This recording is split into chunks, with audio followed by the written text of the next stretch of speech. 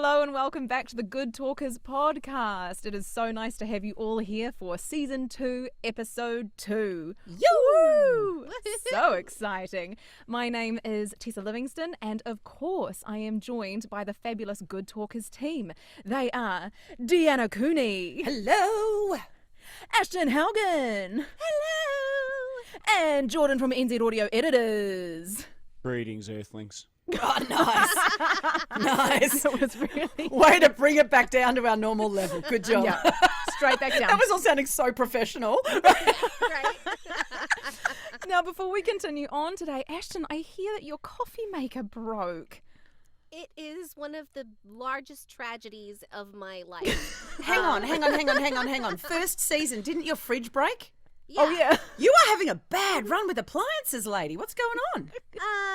They have all conspired against me. I feel like they meet in the kitchen at nighttime and they're like, who's gonna break next? So That this sounds is my like an coffee Adult maker. Swim style cartoon I right know, there. right? Yeah, Adult Swim needs to get in touch with my kitchen appliances because I don't know what to say, I guess. It could be called Ashton's Kitchen.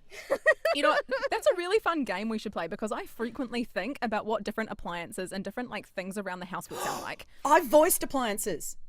Oh, well, look, there you go. Yeah. So Like, fun. Yeah. So, I had to do, ages ago, it's an interactive thing at a place called SciTech here in Perth, which is like a science kind of, an exhibition space filled with sciencey stuff that you can go and, interact with. And, lots of school groups go through there, but it's open all the time anyway. And it's amazing. It's really, really cool. I think it was SciTech. Oh, I might have that wrong. Anyway, what I had to do was voice appliances talking about some sciencey fact of that appliance. So for a fan, cool. we were doing things like talking like this and then coming away and then talking like this and then coming away, right? To make it sound like the fan was going round and round and stuff. So cool. Yeah. Oh my goodness, because I always think the fridge, it should always be the nice, mother of the group, and the microwave is just an angry, aggressive uncle or something. And then your washing machine is your creepy cousin, because every time you open it, it stops, and you're like, Oh, that's funny. And the vacuum cleaner, the vacuum cleaner's the annoying, loud, little cousins. Yes. Oh, we need to do an audio drama. Just It's love called it. Ashton's Kitchen. It's done. Ashton's All right, Kitchen. let's just start writing it. Well, Fantastic. Done. we can't write in my coffee maker because it has sadly passed away. It could be about the coffee the maker. funeral Don't we give it a for the funeral? coffee maker. If any writers are listening, Oh my God, you just took the words right out of my mouth. Hit us up. Hit us up. Hit us up. Send us your ideas. Let's build this thing. I can feel it in me waters, people. It's going to happen. I can't wait to play a fridge. I think it would just suit me. Anyway, today. Tessa's already cast herself. Yeah, I call fridge. Yeah. I call fridge. I just like the fridge. They're just so supportive. They're always there for you. Not like coffee machines. No, Yeah. not like coffee machines. Fuck a coffee machine. Betrayed. Yeah, I've definitely been betrayed. You have. Coffee. Oh, okay, everybody. Now that we've discussed our audio drama, today we are talking the good talk on accents. Again, this is Accents 2.0. So last week we were talking about accents and more on the physical side of them, how you make them and how you shape them and how they feel inside the body. Like the acquisition of an accent. Yeah, sort of. I love the word acquisition. Me too. So fancy. Acquisition. It's just fun to say. Mm. Today we are not talking about the acquisition of accents. We are talking about how to use them appropriately in our modern world. It's a biggie, this one. It can be a really, really difficult topic, this particular one. Whether you should use an accent, just because you can do one, should you be using it professionally, is a really big question. And with global diversity in casting and in the creative arts getting really, really big, this movement is really massive these days. This is something that we really need to consider about, are we being a culture because we can do it, or should we be, allowing people from that culture to do those performances. So I first think that we need to talk about the movement of cultural diversity across creative fields and looking how that is starting to shape the industry that we're in. Personally, I think it's really, really fantastic because it's allowing for so much more to enter our world, for more stories Agreed. to be told, for more people to share their side of everything. You know, there's like what was it like at the Oscars in the last few years, like most of the things that won awards were by white male storytellers. You know, it's Yeah. been really good to see that there are more stories coming from more places, from women, from different cultures, and I think it just opens us up for so much more. Yeah, I agree. I agree. I think it's beautiful and fantastic, and also there's a great deal to be said for. And I'm going to use a bit of a buzzword here: the authenticity of an accent. And like in the last episode where we talked about accents, one of the things that I talked about was the personality of the accent, and it's very, very hard. You can kind of fake components of that, like Tessa was talking about the energy behind an accent, how like some accents are really forceful and forward and others are kind of backwards and laconic and chill, right? And the personality of an accent, you can get certain elements of it, but there's a clarity of that authenticity that comes when it's actually the person who's had the historical experiences and has it like embedded in their fucking genetics that this is who they are and this is where they come from. When we're listening to things, we're listening on a level that is so much more granular than we can even express verbally with language, right? And we react and respond to so much in someone's voice, and their history and their experience and their physically lived stuff exists in their voice and how they express themselves and how they share the emotions that live behind the stories that they're telling. And so I think it just adds layers that we're not even really aware of because we haven't gotten to be exposed to those layers really effectively. Yeah, I totally hear that. But before we move on from that, I want you to explain a word for me there, Deanna. You've used it a couple of times. It's the word granular. What do you mean by that when you're talking about something being granular? Well, think about grains of sand, right? Yeah. They're so small. If you've got a container and you fill it with like some rocks, right? The rocks take up a certain amount of space, you know, and then you fill it with like some kind of like chunky dirt or something like that, like maybe some mud that's a bit stuck together and stuff. That takes up some more of the space. And then if you pour sand in, it kind of fills in all of the cracks, right? And then if you pour water in, that fills up even more of the cracks. And the more granular we get in the way that we look at something, anything, right, the more detail we're able to pull out of it. Right. So you could say when you're talking about granular, you're talking about details, all the really Yeah. minute little bits and pieces. Oh, I like Yes. it. Because every time you use that word, I'm like, oh, I really like it. I want an explanation. Yeah. yeah. So, and I use it a lot when I'm talking to people about things that happen on a very small scale. You know, Yeah. like, or even an unkind of noticed sort of scale. So it exists in accent acquisition, absolutely, but it also exists in how we hear things. You know, like we can tell a native speaker from a non-native speaker 99 times out of 100, no matter how good their accent acquisition is, if they're a non-native speaker of that thing, because there's little tiny things that go on in the delivery of that accent that we can't articulate, we don't know that we're responding to, but we are. Yeah. Cool. Well, I'd like to I'm going to jump straight into this topic with a big old question. So, as performers for ourselves, are there accents that you would not use professionally? Do you have anything that, like, say, if an audition comes through or a gig comes through, that you would immediately turn down because of an accent? Yeah, Ashton. Absolutely. I feel like a lot of accents I wouldn't do at this point. I feel like in the past, I like the phrase that people say that, you know, when you know better, then you have to do better. Yeah. So maybe in the past you have done maybe some of these accents and but now things are different and hopefully you know better. So now we all have to do better. I was caught in a situation a couple of years ago with a lady who wanted me to do an audiobook for her. I was super excited about doing the audiobook. She was an African American lady from the South. And then I found out that it was more of an autobiography. And she requested that I, quote unquote, her words, not mine, can I sound more black? And I Right. really did not feel that one, that I could probably pull it off accurately because I don't have that authentic experience. And two, I don't feel like it was appropriate for me, a very white woman, to even try to do that. Yeah. Even more than that, I feel like in this day and age, with the diversity talk and having different kinds of people occupy a artistic space, there's only so much space available. Yes. And in order for more people to be able to occupy that space, sometimes people who have traditionally been occupying that space, i.e., the straight, white, male, people, may have to move aside, may have to give up some stuff so that more other stories can come through, so that other people can have the jobs. I think straight white female fits in there almost as well Sure. as straight white Yeah. male. Yeah. I think Absolutely. really it's just white people. Honestly, yeah, straight white people. That's a thing. So, I really didn't feel comfortable. What kind of broke my heart a little bit was that at the time I didn't have anybody that I knew personally that I could refer her to. Oh, wow. And I Yeah. felt terrible. Like I just felt awful that I didn't know somebody who I thought authentically could do this audiobook for her.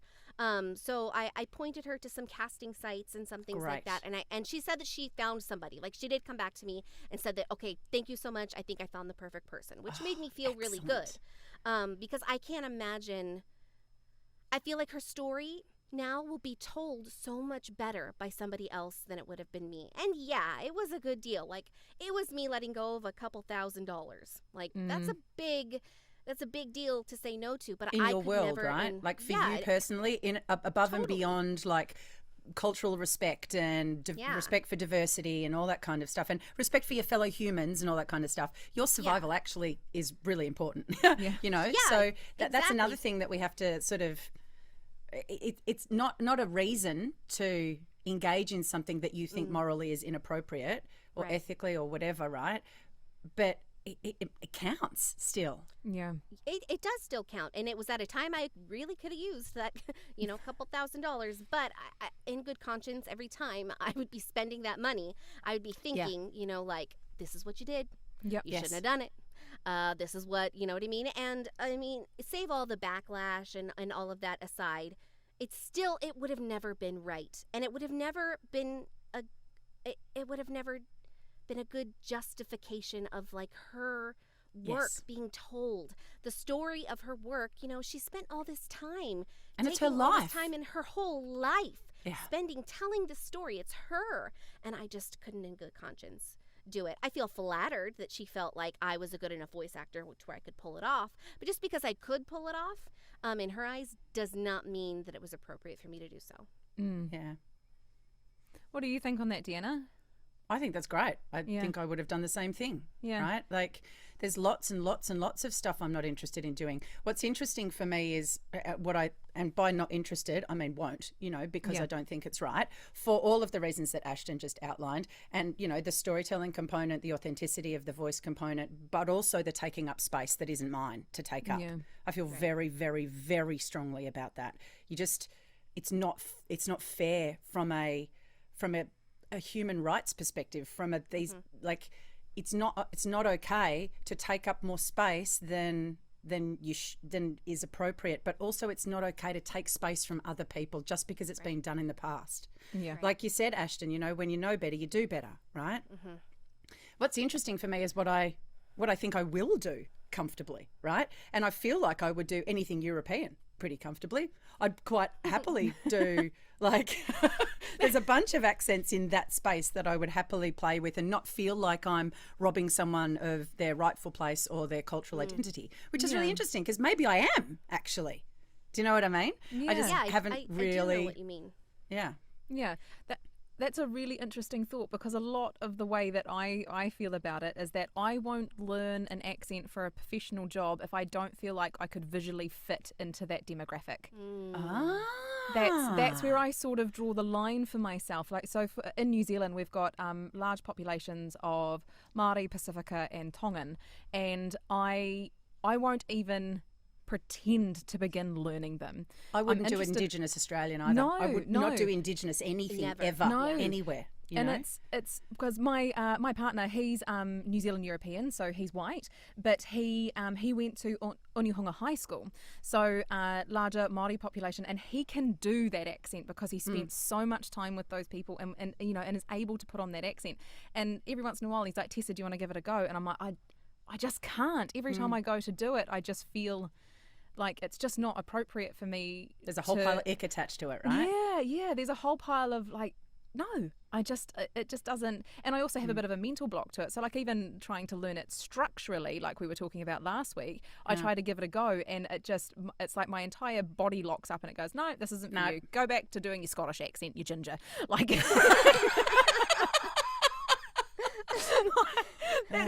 that's just how that feels. And I just it's interesting that you sort of echo the same thought and feeling around it. Yeah, and from the perspective of a US accent as well, like I'm happy to do general American accent, and there are probably a bunch of American accents that I'll happily engage with, but there are also American accents that I won't. Anything that like has its origins around people of color, I won't touch. Right, white girl, Sure. you know. Yeah, sure. I will happily voice from a kind of gender perspective. I don't care. Do you know what I mean? Like it doesn't matter to me whether it's male or female. And I am queer, so I will voice queer characters as well, as long as they like are a good cultural fit for me. You know? Sure. That makes total sense. And I also think it depends on the job that you're doing. Like, for example, I feel personally, I do record a lot of audiobooks. It's something that I've really done predominantly a lot of my career has been audiobooks. And so sometimes when I'm doing an audiobook, a lot of times I am the only person hired to do that audiobook. So I do have to represent all of the characters in that book. Now, a lot of times... I've always wondered about this, right? Like, how deep do you go into the accent? Yeah. Do you just like touch on it lightly and just add a few sounds in that make it sound like it's different to the rest, or do you go deep? What do you do?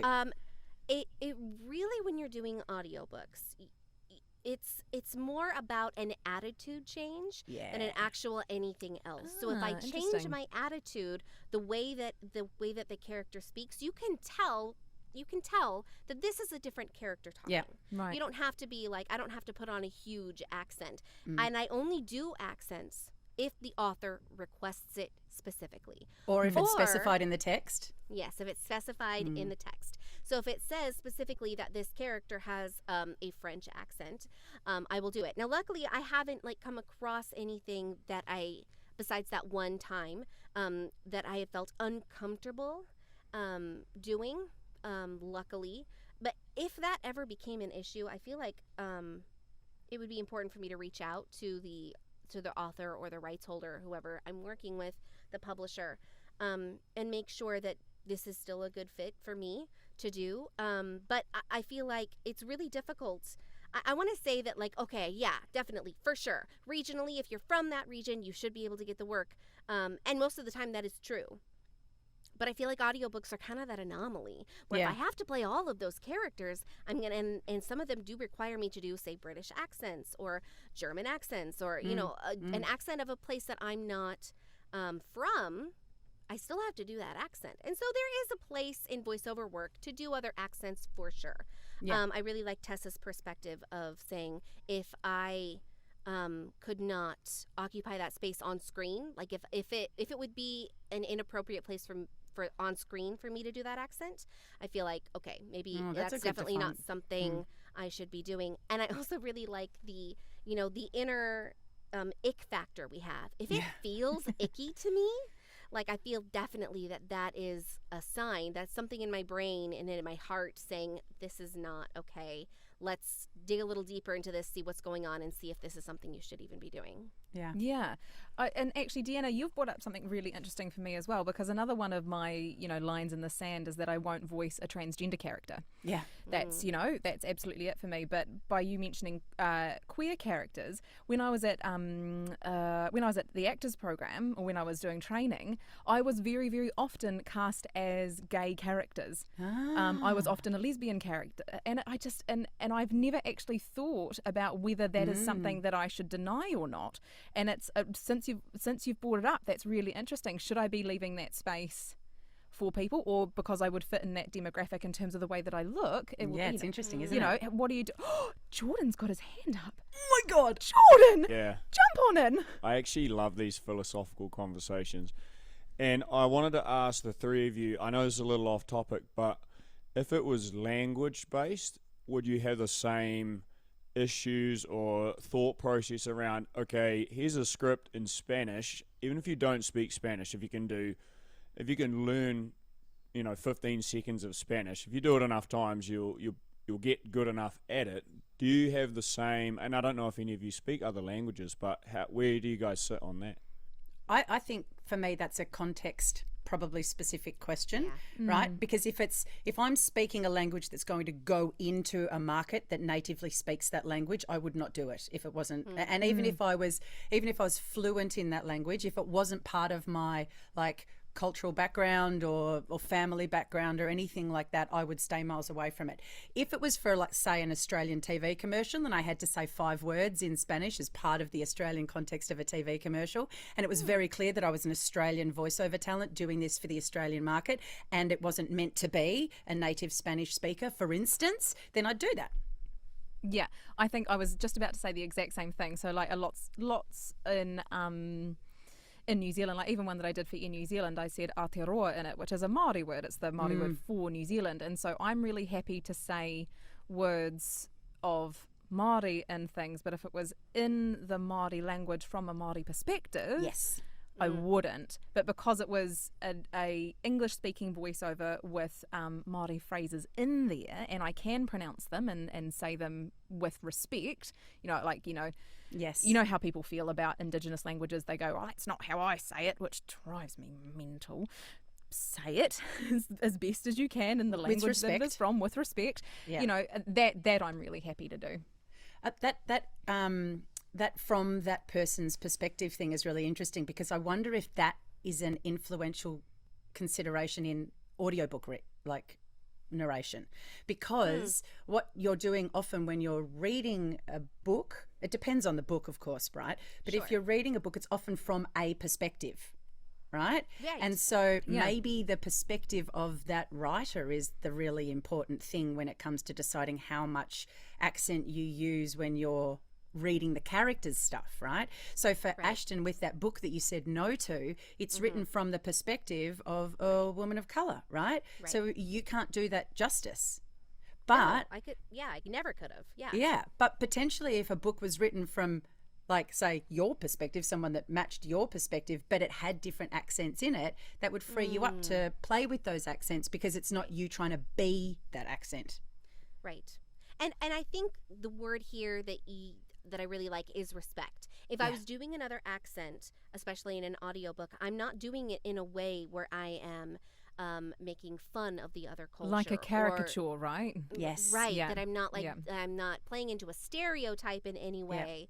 And I always try to, if it's going to make somebody feel bad about their cultural heritage, then I shouldn't do it, no matter what it is. No matter what it is. It doesn't matter what that thing is. If it makes someone else feel bad about their cultural heritage, ethnicity, skin color, any of those Gender, things, sexuality, sexuality, anything that any they of those, identify as being part of them, then I shouldn't be doing it, no matter what it is. I don't care if I'm telling a joke, to posting something online. And this is why I talk about in my life. human rights in the context of this. This is why I always frame it as this is a human rights issue, right? Because you're dehumanizing a person, and that is not okay. Right.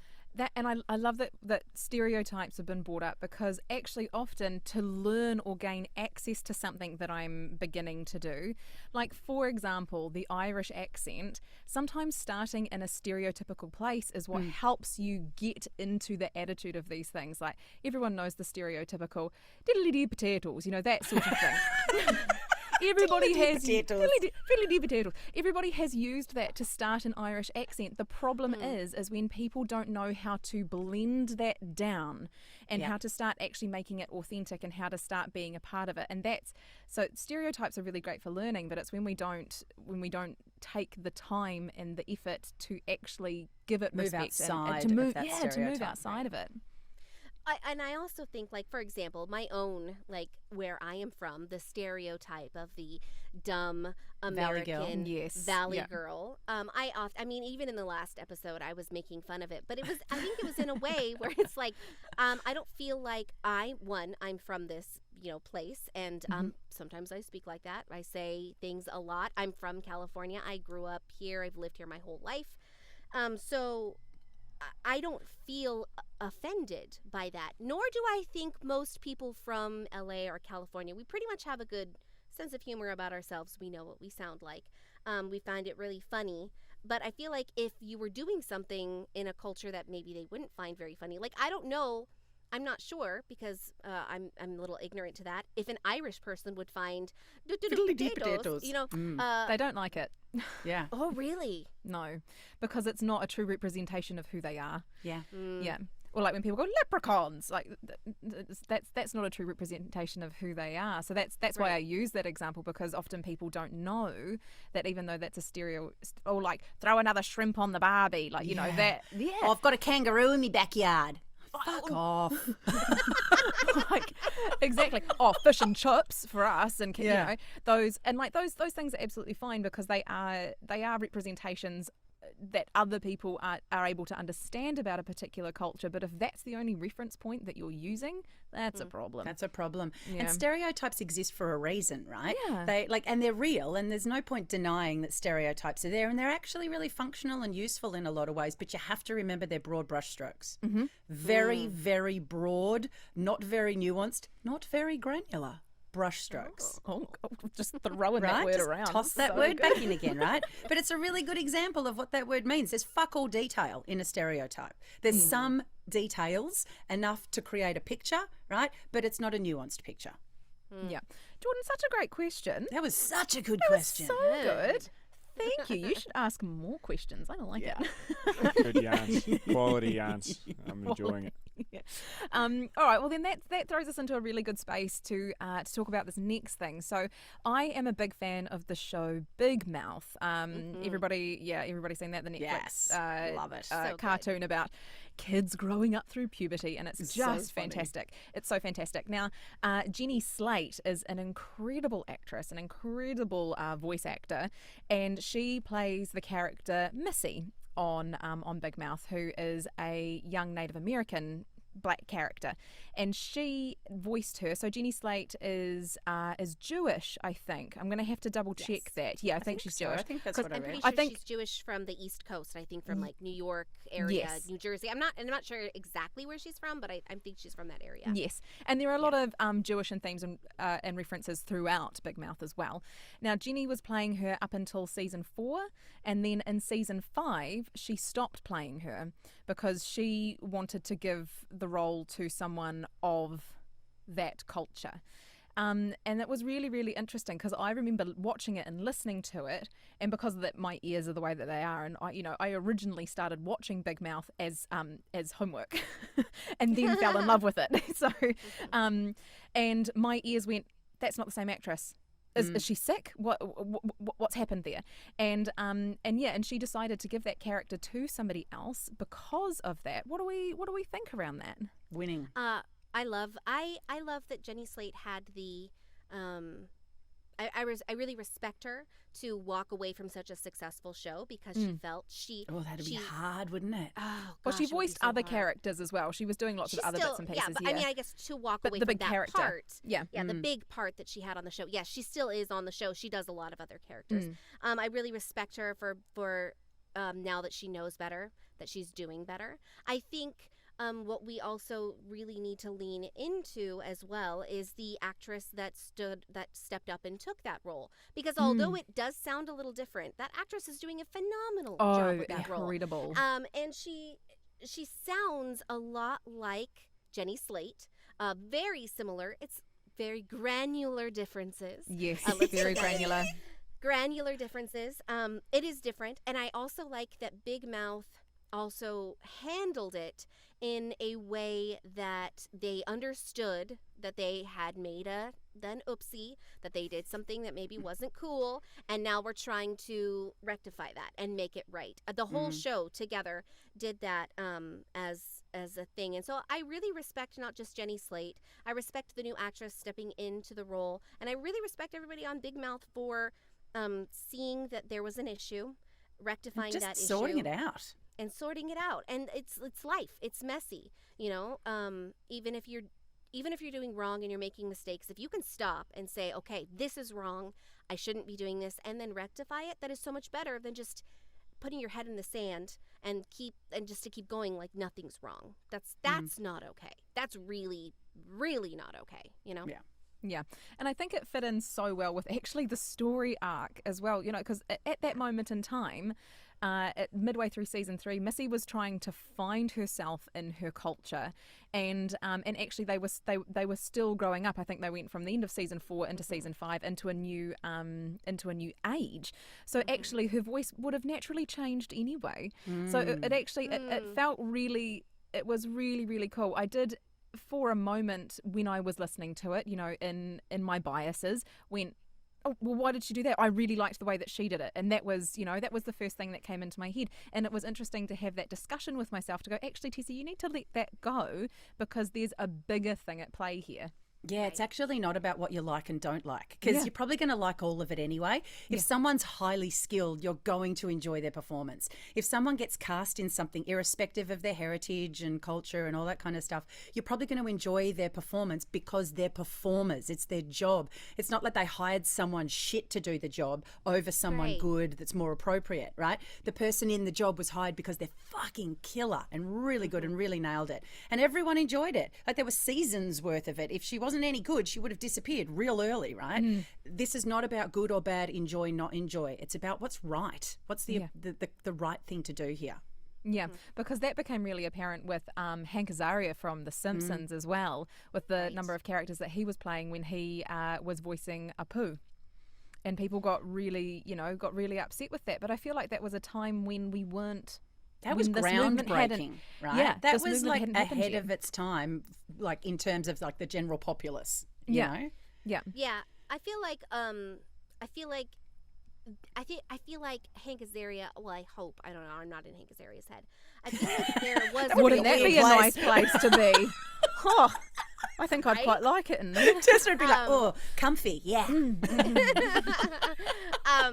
I feel like in the early 90s, I feel like they're if I remember I was around in the early 90s. If I remember, growing up, there was still some sort of a backlash about him doing Apu. Like this wasn't a new thing that people had recently brought up, but we kind of just like all as a culture just accepted kind of swept it under the rug. Yeah, accepted it. Like it was okay. And looking back now, like I feel like Hank Azaria has spoken about how distasteful that was, and I think if he could go back in time and do things differently, I feel like he would. Personally, just from some of the things that he said, he's not still doing Apu as a character, is he? I actually don't know. I've got no idea. I don't think so. You would think. You would think not. Either. Someone Google it quick. I would think I'm not on either. it. I'm on it. Thank you, Jordan. What's his Thank name you, producer. again? Hank Azaria. Azaria. That one. Yeah. If you go actors from The Simpsons, And then he'll just be one of put the first like to pop up. Apu. Yeah. APU. Yeah. Yeah, I think it's such an interesting discussion to have because in our day and age as well, with PC culture and cancelling culture, you have to be really cautious about the choices that you're making. But sometimes I feel really awful for people, like you've been saying, Ashton. Once you know better, do better. Sometimes people don't know better, and they do something, with no ill intention, and they get absolutely slammed. Hammered. And then they are no longer able to do the things that they were doing with the better knowledge. Oh, Jordan, yes, do you know? January 2020, he stopped doing it. Right. There you go. Right. Oh, good. Yeah. Okay, good. Yeah. Yeah. So I feel, absolutely. He knew, now he knows, I think he knew better back then, but I'm glad that he's rectifying the situation now. Yeah. He's doing the right thing now. And, I think the question of like, oh, well, should we cancel Hank Azaria for him doing this all these years? No. I think that's a no. I think it's a no. Like the whole idea of being a good human is recognizing when you're not doing something that is supportive to other humans and adjusting your behavior accordingly, right? Like if right. somebody does that, like that's fucking great. Sure, but I think it's also really easy for me to say as a white woman because that never affected me personally. True. That never that wasn't something that you know, I wasn't some Indian kid growing up in America and all of the kids in elementary school are calling me a poo or making fun of my accent because of the way Hank Azaria does it on The Simpsons. Right. So I feel like Never it's even really thought of that. easy for us to say that when we didn't experience the backlash of it since, you know, for all of these years, like so Beautiful many Indian reminder, Americans Ashton. Yeah. have. You know, That's so good. That's so good. Thank you so much for that. Because you're right. Yeah. It's really easy for me in my incredibly privileged position to go, of course, it's easy to forgive him because I didn't have to like deal with the trauma in the first place. Yes, Right. yes. Yeah, he And shouldn't be that's- asking for my forgiveness anyway. I'm not the one he offended. So I feel like I can't even speak to that. Like, I can't even speak to the fact that that is something I feel like maybe Indian Americans who may have been offended by this, they're the ones that should Yes. really, that Hank Azaria needs to ask forgiveness from. And I'm not sure if that's something that he's done or not. I personally think Hank Azaria is a brilliant actor. I have nothing against him whatsoever. But looking That's the at the point whole there. situation, like, it's just not my space. You know, Yeah. it's not my space to take up. Yeah. And that's especially with the recent release of The Little Mermaid. And everybody is talking about this. Now, I find this really interesting where I think as a New Zealand European person, as a white person, I have to really check my biases and I have to really think about why I'm upset with things before I speak on them and have any feelings about them. Because when that was announced, it sounds so insane, but I was really upset because Ariel is the only red-haired Disney princess. And I went, I loved her and she could sing and I was a girl who could sing and I was really upset in this kind of primitive sort of way. And it was a really interesting experience. And then my logical brain kicked in, of course, and went, oh my God. And everybody saw that She TikTok still video.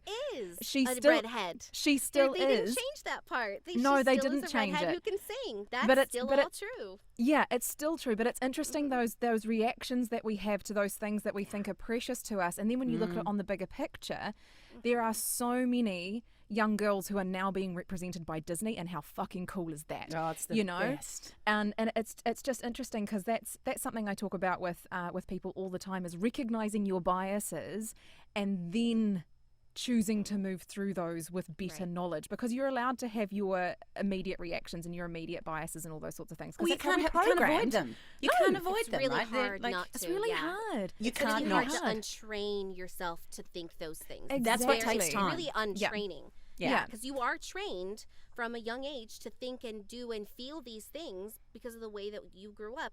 Yeah. And so the untraining part, that's the work. That's the hard Yeah. things that we need to do.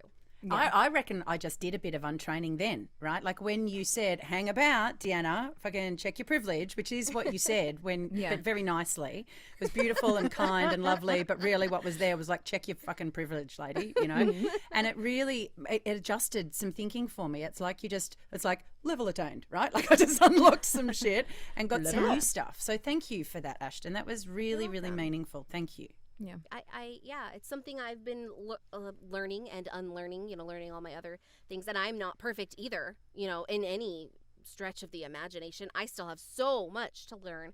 But having these types of discussions, I think, is really important to learning in general. And I hope that we continue as a industry to continue to grow, to continue to accept diverse people in an authentic way. Yes. Because that way, the human race wins that way. We get to hear all the stories. And we get to hear all the perspectives. And it's such a beautiful, amazing thing. I love it. Cool. I think that's a really, really good moment for us to move into the Sounds I Can't Make segment. Woohoo! What are we going to do today? Today, we are going to be doing Stitch from Lilo and Stitch. Oh, I'm Such scared. fun. Right, let me find my video because I'm sure I put it somewhere sensible on my phone. Knowing me, probably didn't. It'll just be in the masses of everything else. Okay, here Can I we go. interrupt for 1 second? We Yes. can redo this. But Jordan did put in the chat that it might be useful to bump sounds I can't make this I don't episode. think we should do it. Great, 'cause great, of great. time. Totally. I don't think it's appropriate. I think I we agree. are Oh, I don't yeah, like. that- I yes. don't It's a feel really good kind of moving heavy into topic. hilarity. Yeah, I don't feel good. I as think soon as I said it, I felt weird. Icky and the weird, icky factor totally. came out. So thank you for doing that. it takes just, it undermines all of the good shit we just did. Yeah. Totally agree. Okay, all right. We'll jump back into the end of this bit. What did we even? I don't Oh, know. I remember. That's all right. Oh, great! If you know, I said go. about it's the stories is good. Lisa can just rap now. That's going to be perfect. I said So about helpful, the Ashton. oink, oink, oink, the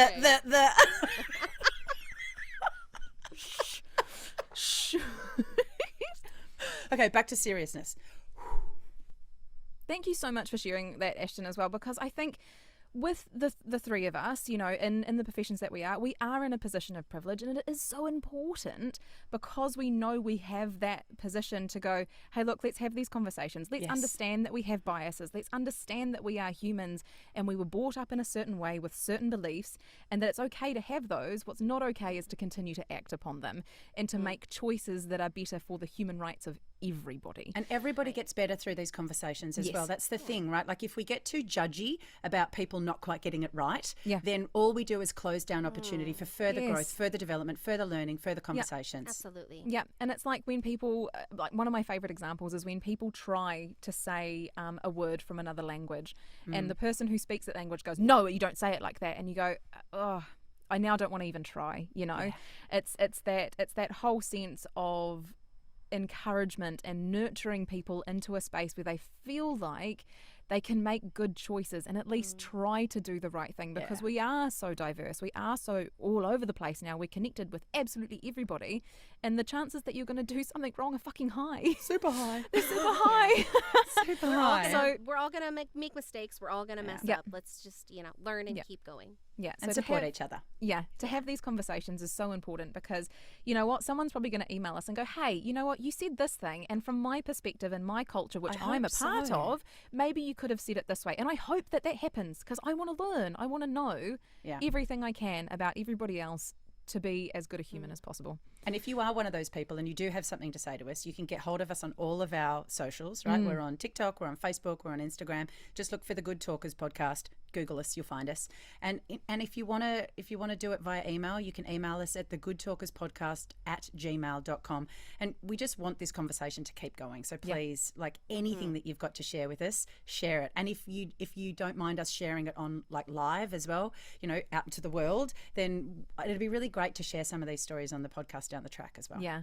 And even if there's a part maybe that you felt like we brushed over, we didn't deep dive enough into that, tell us. We want to hear all of those stories, because we want to help everybody be better humans. Yeah. Yay. Well, that is it from the Good Talkers podcast today. Thank you so much for joining us. We can't wait to hear from you, and we can't wait to all be better people together. And that's my crappy sign off, and that's it. Bye, everybody. Bye. See you later. Yeah.